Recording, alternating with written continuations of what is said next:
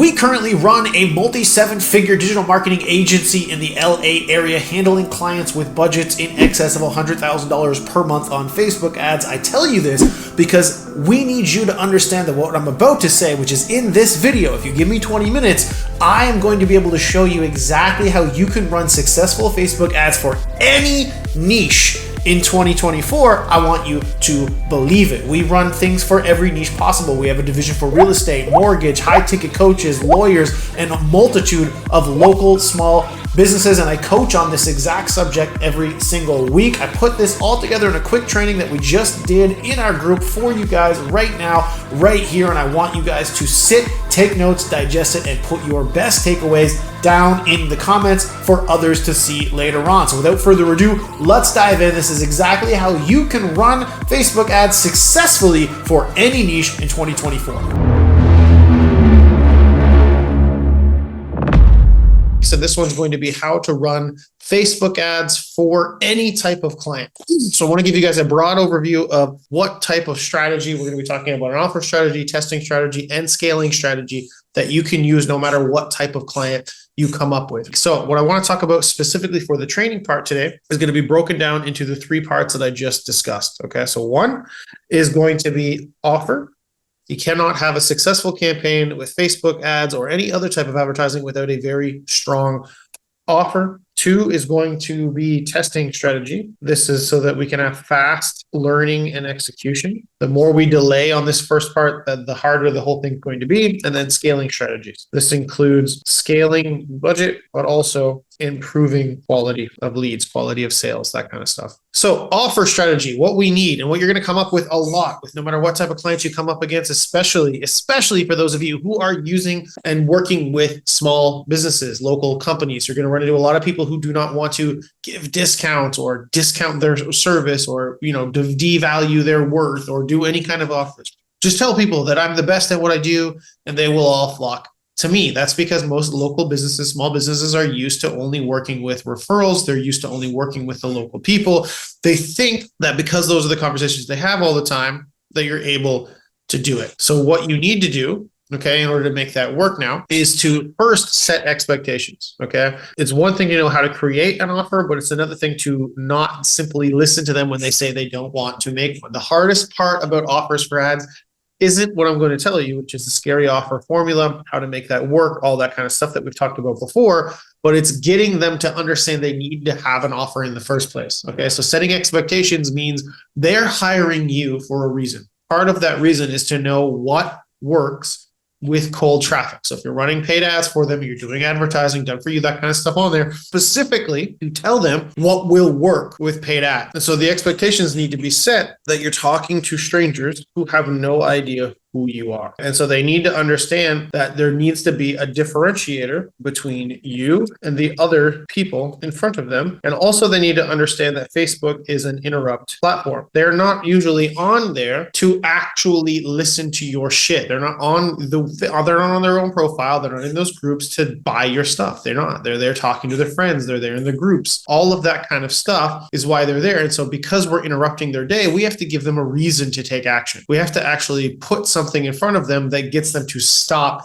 and say, yes, I want to do that. Oh, okay. I'm going to stop looking at pictures. I'm going to stop talking to my friends. I'm actually going to click on this and take action. All right. And so we can do all kinds of stuff with copy, like present problems to them, present solutions to them, make sure that we understand where they are in their customer journey. So we're presenting, solution unaware, problem unaware, all these types of people, and have copy towards that. But at the core part of this, at the beginning of all of this, we need to have something that is an actual offer. In fact, the offer here is going to be 90% of the heavy lifting of whether an ad works or doesn't. And so you need to set that expectation with them. If you allow them to basically take control and say, we don't need an offer, our product is good enough on its own, just put our product in front of people and they will buy it, you've already lost.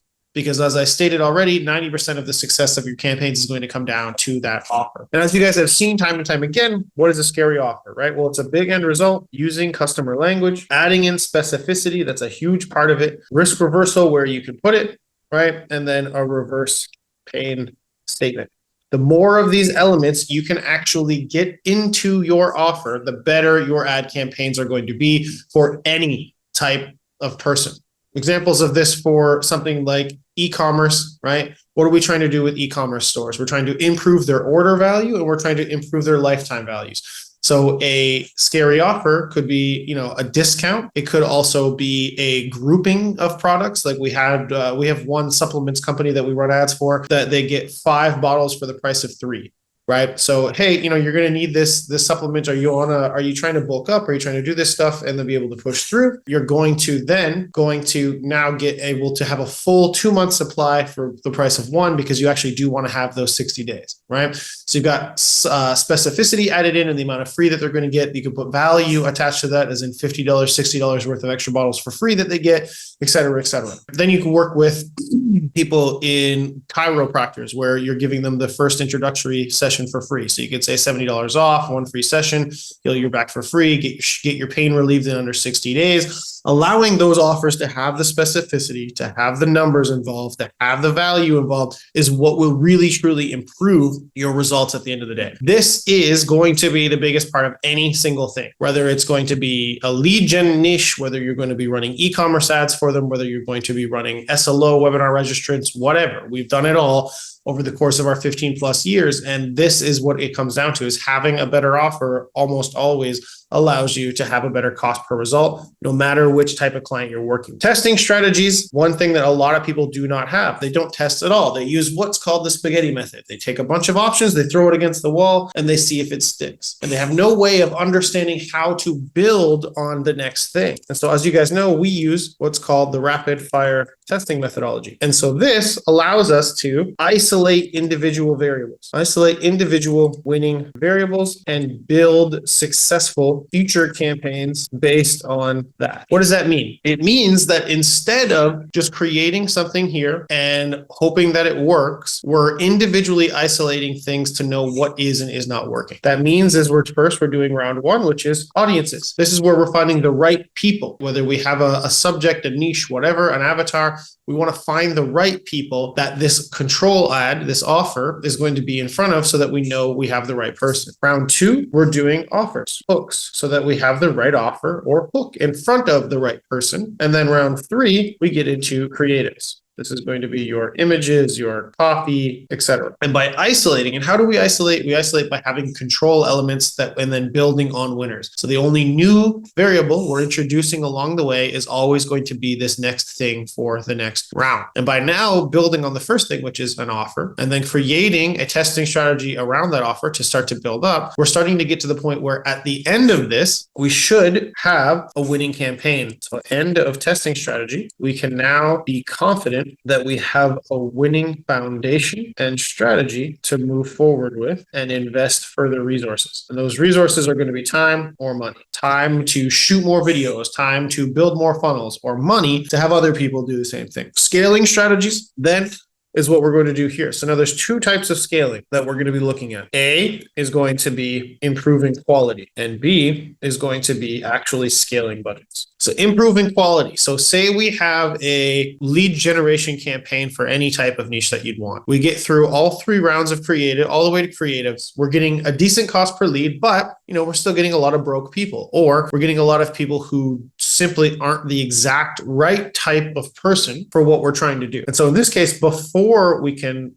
go to actually scaling budgets, we need to improve the quality slightly to make sure that when we're getting more people in our campaigns, when we're doing that part of it, we're actually getting the right people in front of it, so that as we scale and get more and more, they're more of the right people. And so what we do for this is now we do this part. We can confidently invest resources, time, or money. So how we're improving quality is through a few different ways. Add long form surveys, i.e. using more questions to improve the quality of our leads. We're adding funnels now. So this is where we can build out stuff where we have funnels, multiple step funnels or surveys or VSLs to pre-filter out leads before they opt in. Then we have, like I mentioned above, video assets. This is going to be VSLs on funnels or video ads that call out who we actually want and dissuade who we do not want to opt in. And we can continuously do more of this. Add a couple of questions, add more questions, et cetera,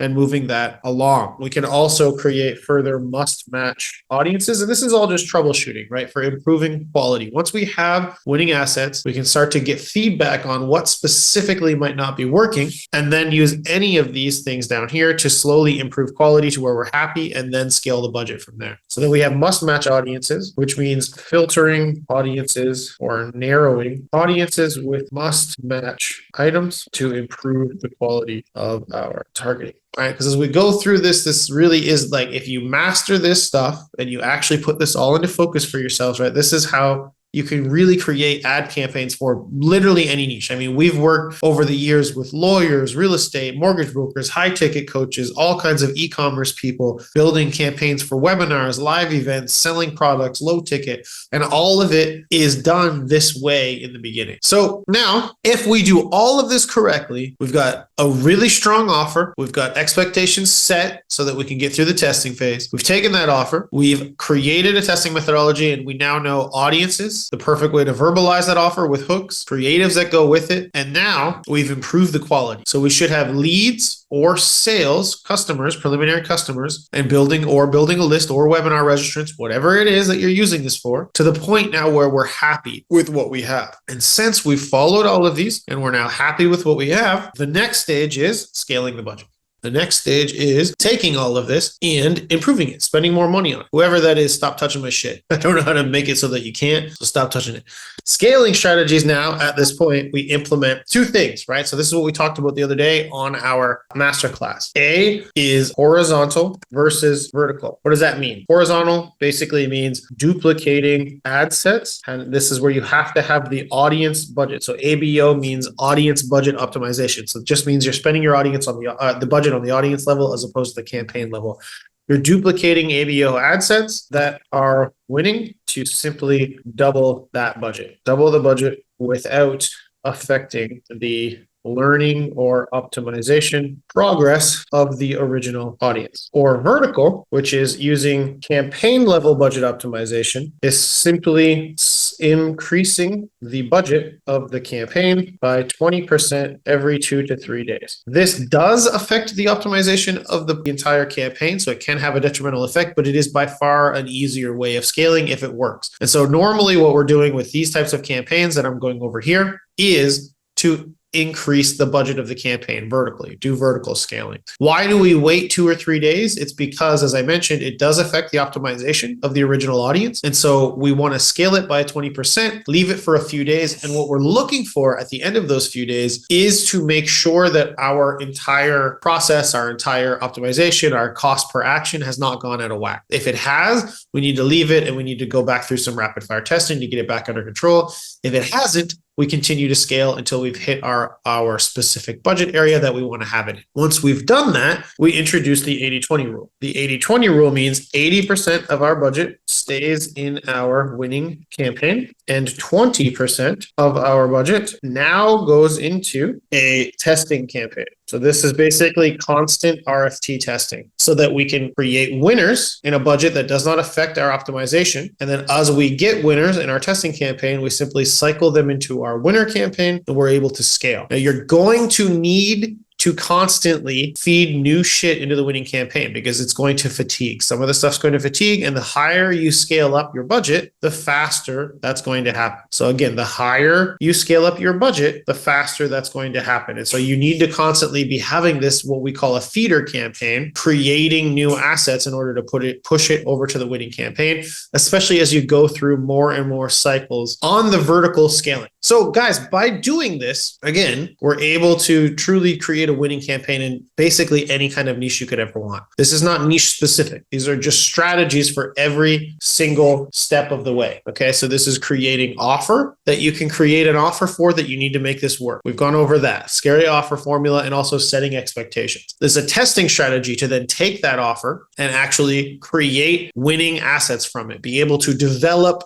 and understand right person, right offer, then improve that incrementally through right creatives. Then it's understanding how to improve the quality specifically of the leads, of the purchases, of the webinar registrants that you get from that. And then once we have the right people, it's understanding exactly how you can now take that winning stuff and actually go out, kick ass, and scale it, which is really where the money starts to come in. You start getting the higher ticket clients when you understand without doubt, how do I win in the beginning? And then how do I scale that and keep winning along the way? So hopefully that helps, guys. I'll see you guys next week. Thank you so much for spending the time to watch that amazing training. Like I mentioned previously, my intention is for you not just to watch that training, but if you got something out of it, if you think this information is useful, I want you to continue that journey with us. And you can do that in a couple of ways. One, I want you to smash that subscribe button so that you get notified every single time we put another one of these out, which will be at minimum once to twice per week.